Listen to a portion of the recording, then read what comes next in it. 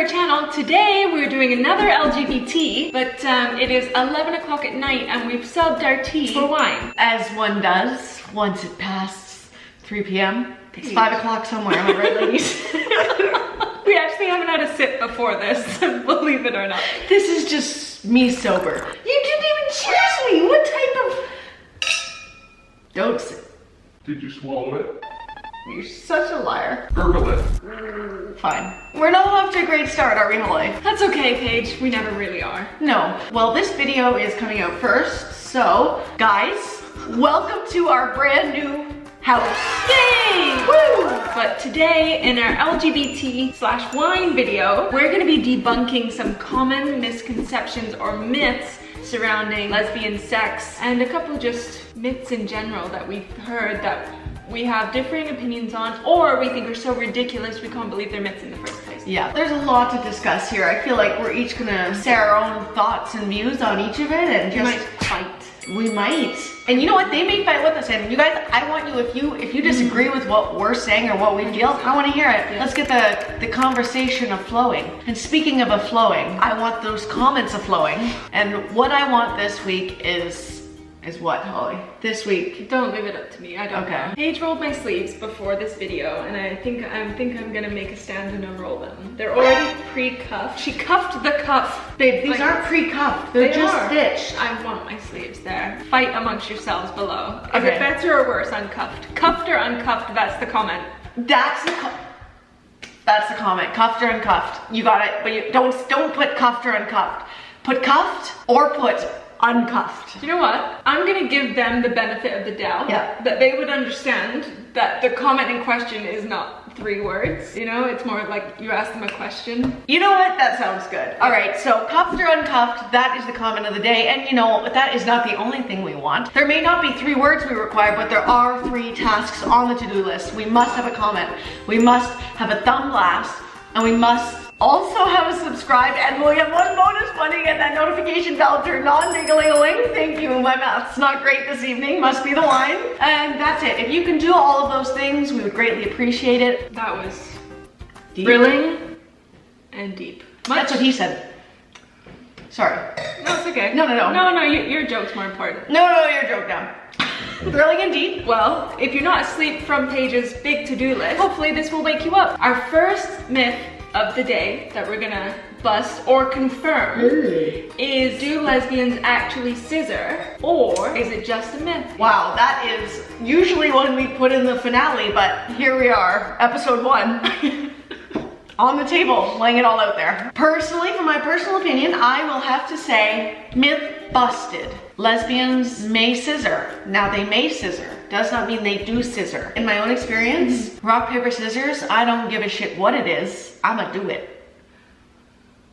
How about you? I understood 0 of what you just said, and I've been dating you for 5 years. I think the way it's portrayed in things like porn or maybe on like some raunchy TV shows is that scissoring is like kind of the go-to or like the big finale kind of thing. I think it's perceived as something that all lesbians do, and I don't think that's true at all. I don't think all lesbians do it. I think that maybe some have tried it, and I don't think it's for everybody. They really do make scissoring out to be as if it is just like the best thing in the world. You need it in order to have a thriving relationship, and it's not true. Out of all of the gay people I know, which is about 5, most of them do not scissor. But yeah, we do. We do, if that's the question also being answered, and it's superb. You know what, if you don't like it, I get why people wouldn't like it. I don't think it's a finisher. You're also not gonna start with it either. It's kind of a middle of the pack type of vibe. You're setting the pace. It's in the shuffle. Will it come out? Will it not come out? Yes. We don't know. All of a sudden, Pikachu, I choose you, scissoring. That's the card I play occasionally. I love Pokemon. My favorite by far is Squirtle. You've done it again. Silly. Myth number 1, out the door. Sure, yeah. We're not sure if it's debunked or not. Yeah. It's true for us. Yeah. Kind of.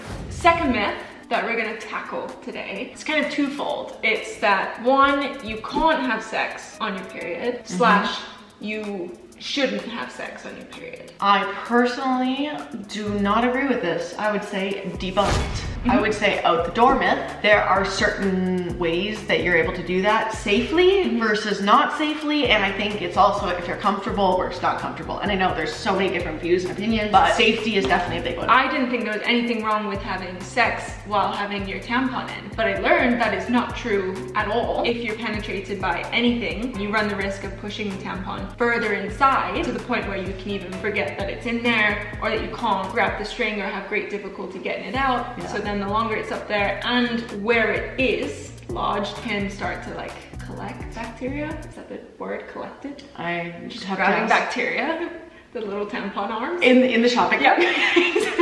Thank you, I'll take this and this. Collect bacteria, and then that can lead to infection and stuff. So that makes sense. That makes sense. So we've done it with a tampon in, but I guess like why people try to have sex on their period with a tampon in, even though there is a risk and it's uncomfortable, is because you don't want to deal with the mess, right? Like definitely that can be really uncomfortable or embarrassing, and you might not want to, you know, get your sheets messy or whatever. So you keep the tampon in, even though it might not be as enjoyable. That totally makes sense, but what if I told you that there was a way that you could have safe, mess-free sex while on your period? I'd say that was amazing. And what if I told you that that same way also reduced your carbon footprint? I'd probably say that there's no possible way that such an amazing, incredible product could exist in the market today. Well, Holly, say hello to the Ziggy Cup, courtesy of our friends Intimina. Wow, incredible. Intimina is an amazing company who strives to normalize talking about periods and intimate health. Their Ziggy Cup is the only menstrual cup on the market that can be worn during sex. Its flat fit provides up to 8 hours of protection. Plus, it's made entirely of petal-thin silicone, which means it can't be felt at all, no matter what you're doing. It even comes with a cute case, so you can take it anywhere. Intimina actually has a quiz you can take to test your knowledge about periods. And quite honestly, I was floored that I only scored a 3 out of 8. Did you guys know people's voices can change slightly during their menstrual cycle? Because our reproductive hormones affect their vocal cords. What?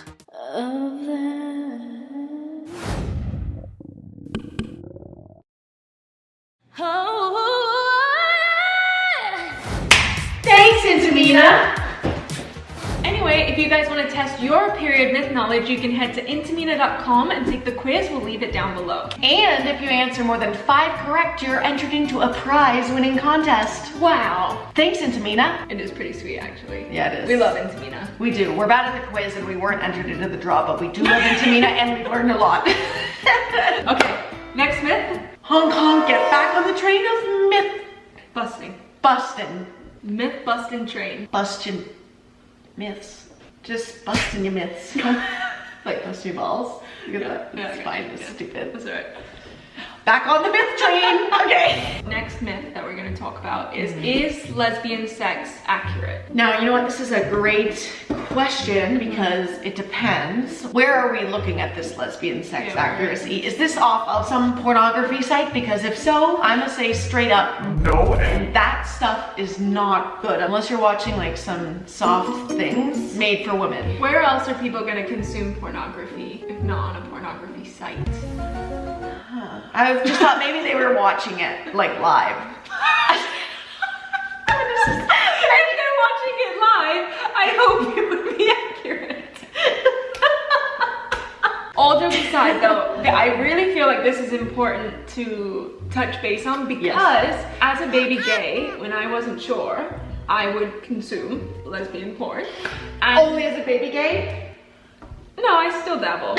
But I'm way more picky now on what used to get me going, if you will. Now I'm like almost annoyed watching it because I know that it's made for men. You know what? The best way to describe lesbian porn is lesbian. Sorry.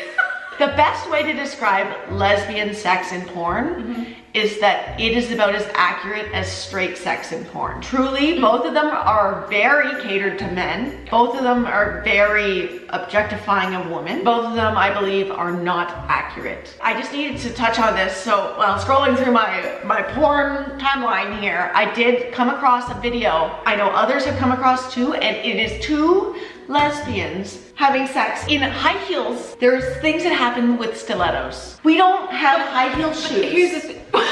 That we don't have high heel shoes at all. Lesbians are docks or vans, no heels. And you ain't putting the dock up in this. Who do they think we are? But you have to be careful because there are kinks. Like if you and I had sex and kept the heels on, that would be kinky and something new. Fair enough, but I wouldn't put the stiletto where they put the stiletto.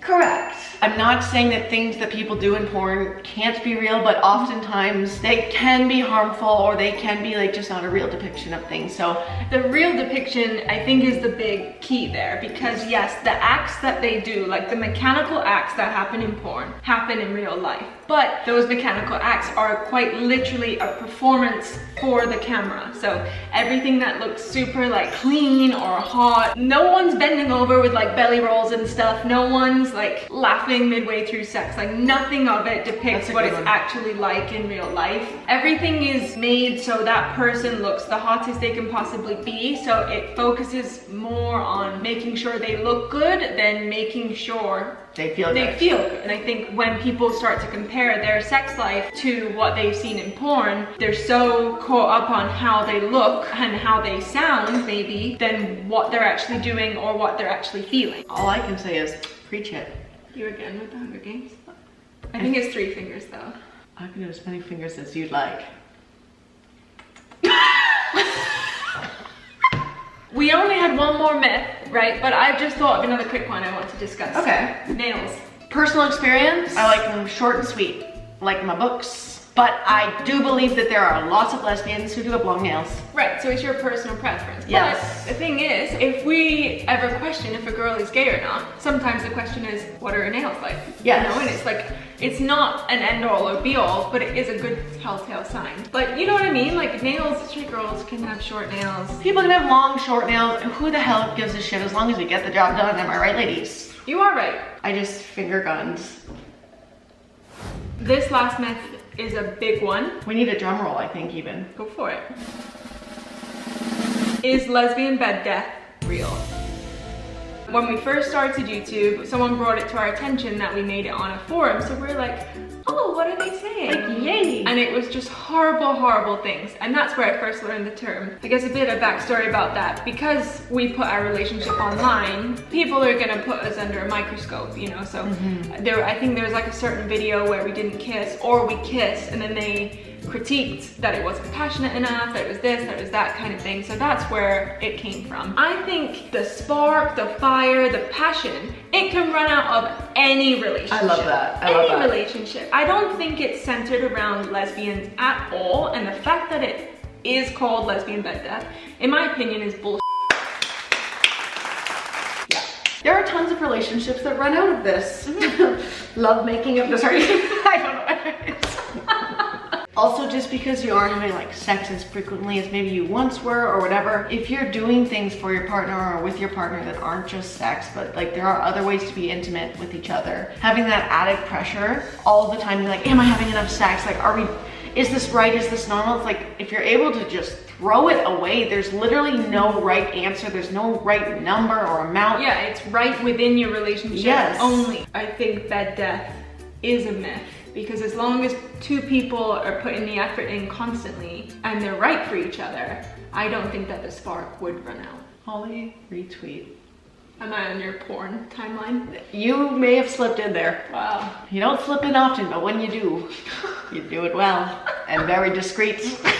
We don't know if we're exactly professionals in this topic, but we do hope you learned something, or if you didn't learn something, maybe you had a little laugh at poo.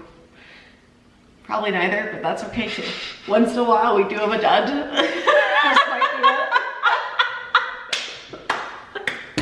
2 sips of wine and you tank our channel. I'm so sorry. Oh, it's okay. I love you so much. We love you all. Take care of yourselves and we'll see you soon next week, next video. Sometime soon. Love it. Bye. Bye-bye.